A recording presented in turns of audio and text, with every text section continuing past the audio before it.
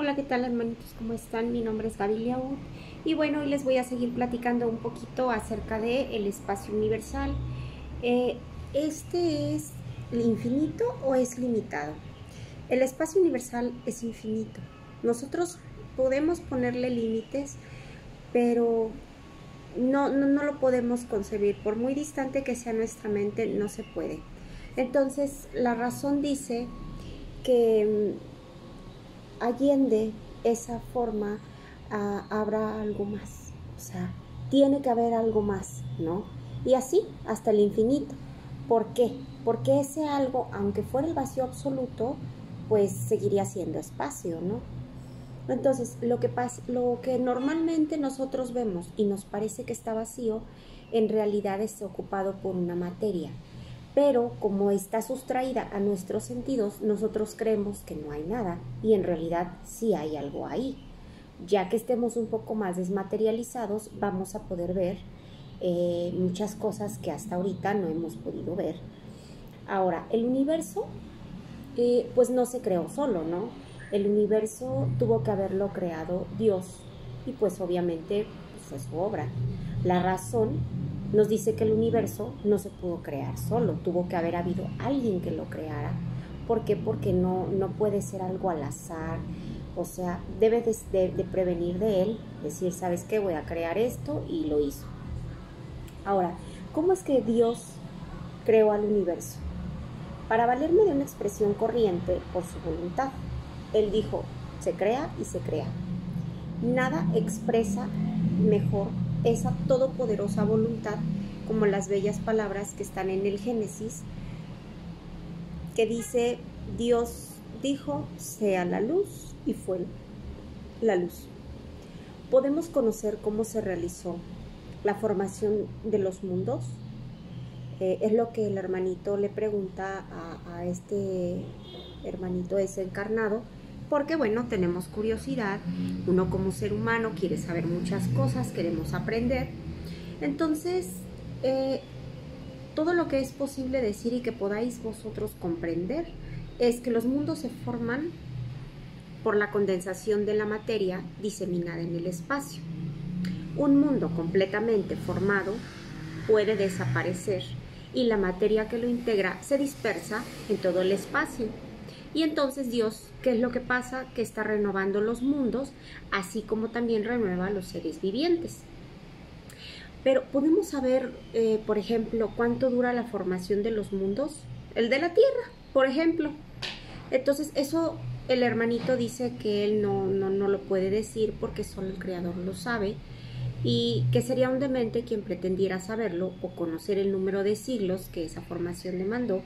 ¿Por qué? Porque al final pues son secretos de mi padre, y cuando él considere, o si llegara a considerar pertinente que nosotros lo supiéramos, lo vamos a saber, ¿no? Pero hay cosas que aunque nosotros supiéramos, pues no podemos hacer nada con ellas, ¿no? Bueno, pues ya lo sabemos y ya, pero Dios sabe hasta dónde, ¿no? Entonces, ¿cómo es que, cuándo comenzó la Tierra a poblarse? Bueno, en el principio todo era caos. Los elementos se hallaban confundidos y poco a poco cada cosa fue tomando su lugar, y entonces fue que empezaron a aparecer los seres vivientes que estaban adaptados al estado en el que se encontraba el globo, o sea, la Tierra. Entonces, la Tierra ya tenía esos gérmenes que estaban esperando el momento propicio para poder desarrollarse. Solamente eran los principios orgánicos, se reunieron tan pronto como cesó la fuerza que los mantenía apartados, y entonces se formaron los gérmenes que todos que contenían, o sea que esos gérmenes fueron lo que formaron a los seres vivos, ¿sale? Entonces estos gérmenes estaban en un estado latente, en un estado inerte, de modo que lo hacen las crisálidas y las semillas de las plantas. Hasta el instante favorable para la eclosión de cada especie, entonces los seres de cada especie se reunieron y se empezaron a multiplicar, ¿no? Pero antes de la formación de la Tierra, ¿dónde estaban esos elementos orgánicos?, pregunta el maestro. Y contesta el hermanito de luz. Se hallaban si así vale decirlo, en el espacio y en un estado fluídrico, en medio de los espíritus o en otros planetas, aguardando la creación de la Tierra para iniciar una nueva existencia en un globo nuevo también, o sea, en otro planeta. A menudo conservamos durante años simientes de plantas y de gérmenes de animales que solo se desarrollan en determinada temperatura y en un medio propicio. Se ha visto a granos de trigo que germinan pasados los siglos. En esas semillas hay un principio latente de vitalidad. Entonces, que no espera sino una circunstancia favorable para desarrollarse. Sí, claro, ahí está la vida. Solo es cuestión de que haya la oportunidad y en ese momento se van a desarrollar. Entonces, lo que sucede a diario en nuestra mirada no puede haber existido desde el origen del planeta. Entonces, contesta el hermanito, esa formación de los seres vivientes que surgen del caos por la fuerza misma de la naturaleza, ¿resta algo a la grandeza de Dios? Pues no, porque lejos de esto responde a la idea de que nos formamos de su poder, ejerciéndose sobre la infinidad de mundos por medio de leyes eternas, porque recordemos que así como nosotros estamos aquí, hay muchos otros mundos y bueno, las leyes son eternas. Entonces, cierto es que la teoría no resuelve la cuestión sobre el origen de los elementos vitales, pero Dios tiene sus misterios y ha puesto fronteras. Era lo que les decía. Cuando mi Padre considere que nosotros debemos de saber o que podemos conocer, Él nos va a dar ese permiso de conocer, de permitir que nosotros sigamos aprendiendo. Pero mientras Él diga, tú vas a saber hasta aquí, por muy que seamos hombres de ciencia, por muy que estemos investigando, no vamos a descubrir más de lo que se está permitido. Entonces, sí hay seres todavía que nacen por generación espontánea, pero el germen primitivo existía ya en el estado latente. Todos los días somos testigos de este fenómeno. ¿Acaso los tejidos del hombre y de los animales no contienen gérmenes de una muchedumbre de gusanos que aguardan para hacer eclosión la fermentación pútrida necesaria para su existencia? Ese es un minúsculo mundo que dormita y despierta. Entonces, entre los elementos orgánicos contenidos en el globo terrestre se encontraba la especie humana, pregunta el hermanito Ayán. Y le contestan, sí, y a su tiempo fue creada. Eso es lo que hizo decir que el hombre ha sido formado de lodo y de tierra. Ahora, ¿podemos conocer la época de la aparición del hombre y demás seres vivos en la tierra? Y contesta el hermanito de luz, no, y todos vuestros cálculos son quiméricos. Si el germen de la especie humana se hallaba entre los elementos orgánicos del globo, ¿por qué no se forman hombres por generación espontánea como en su origen? ¿Por qué? Porque el principio de las cosas pertenece a Dios. Él es el que sabe cómo, por dónde, por qué. Él es el que sabe todo y se puede afirmar que los hombres, una vez dispersados por el mundo, han absorbido en sí los elementos requeridos para su formación, a fin de transmitirlos según las leyes de la reproducción. Lo propio acontece con las diversas especies de los seres vivientes. Ahora, vamos a hablar sobre la población de la Tierra. Vamos a hablar específicamente de Adán, porque el hermanito tenía curiosidad y bueno, no se quiso quedar con eso y le preguntó al hermanito de luz si Adán había sido el primer hombre en la tierra, y el hermanito le contesta que no, que nosotros le llamamos a Adán y que no fue el primero y que no era el único que pobló la tierra. Entonces el hermanito nos dice que más o menos la época en la que el hermanito Adán vivió, bueno, al que llamamos Adán, vivió, fue alrededor del año 4000 antes de Cristo. Entonces, el hombre al que la tradición ha perpetuado con el nombre de Adán fue uno de los que sobrevivieron en una región después de alguno de los grandes cataclismos que en diversas épocas han transformado la superficie del globo.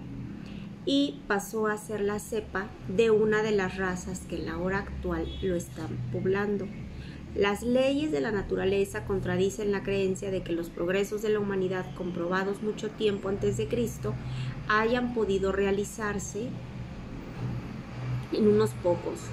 Si los que sucedería si el hombre solo hubiera estado en la tierra desde esa época, se asigna a la existencia de Adán.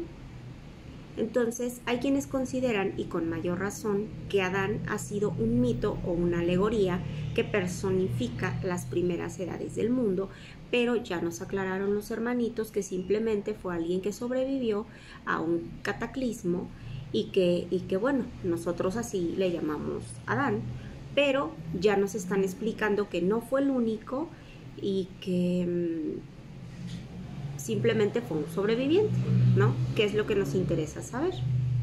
Ahora, vamos a hablar sobre la diversidad de las razas humanas.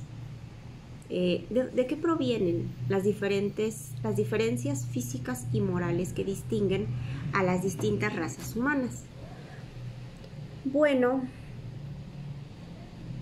del clima, de la vida, de los hábitos. Lo mismo sucede con los hijos de una misma madre, que son educados uno lejos del otro en la forma diferente, pues sí son hijos de la misma madre, pero como fueron separados al nacer y se criaron en lugares distintos, pues obviamente no se van a asemejar en nada en lo que respecta a lo moral, ¿no?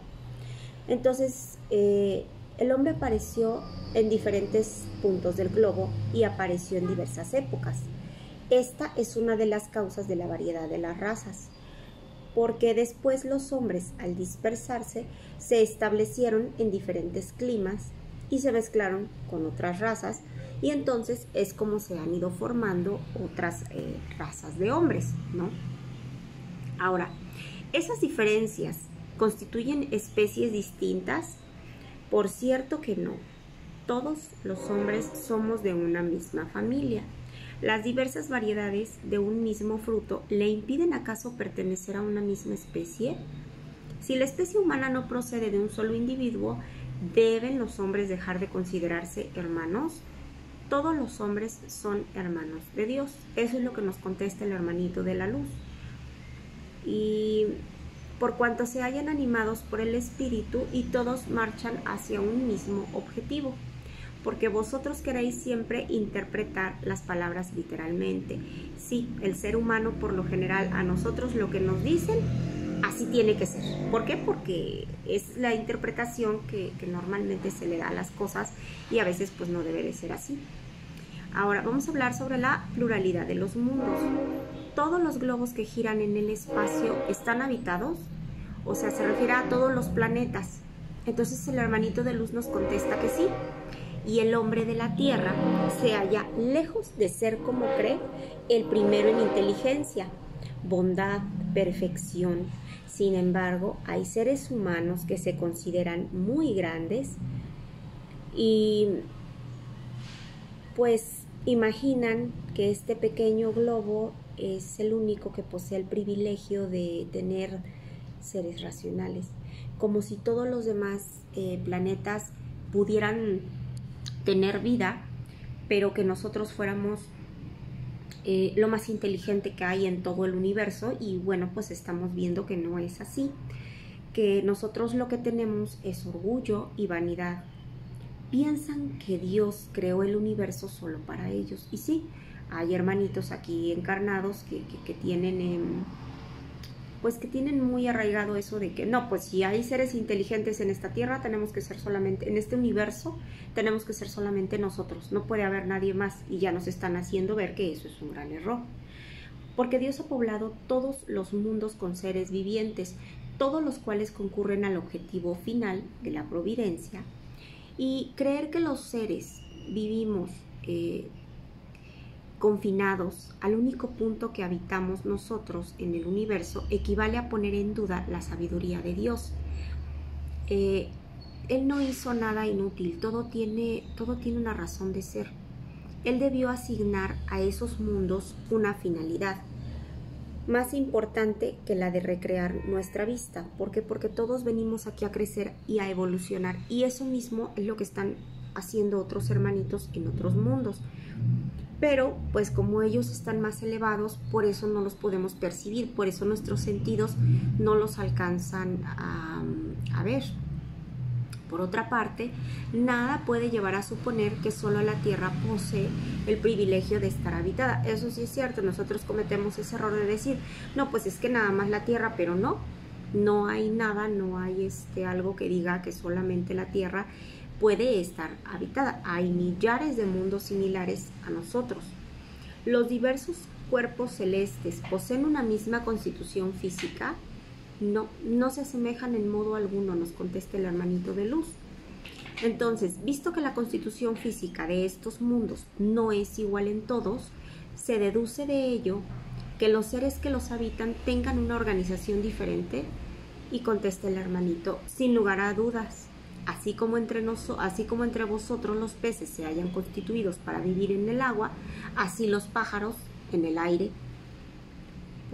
Los mundos que se encuentran más distantes del Sol están privados de luz y calor, ya que el Sol se muestra a ellos solo con la apariencia de una estrella. Entonces contesté el hermanito, ¿creéis entonces que no existen otras fuentes de luz y calor que el Sol? O sea, fíjense, ahí nada más nos está haciendo ver el hermanito, o sea, como diciendo, ¿cómo es posible que pienses que nada más el Sol es lo único que da fuente de luz y calor? ¿Olvidáis por completo la electricidad que en algunos mundos desempeña un rol que desconocéis? Harto más importante que la Tierra.